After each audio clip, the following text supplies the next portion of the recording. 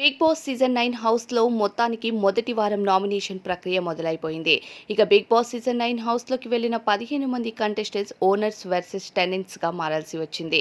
అంటే celebrities versus commoners అన్నమాట. అయితే బిగ్ బాస్ సీజన్ 9 ఈసారి రణరంగంగా ఉంటుంది అంటూ అక్కినేని నాగార్జున గారు చెప్పారు. ఇక హౌస్లో మొదటి నామినేషన్ ప్రక్రియ కూడా మొదలైపోయింది. ఇక కామనర్స్కి మధ్యనే చాలా గొడవలు జరుగుతున్నాయి.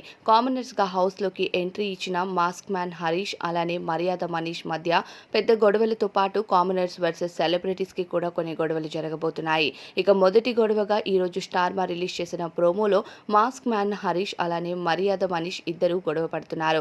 మాస్క్ మ్యాన్ ప్రవర్తన ఎలా ఉంటుందో, మర్యాద మనీష్ ప్రవర్తన ఎలా ఉంటుంది అన్నది మనం బిగ్ బాస్ సీజన్ 9 అగ్ని పరీక్ష షోలో చూసాము.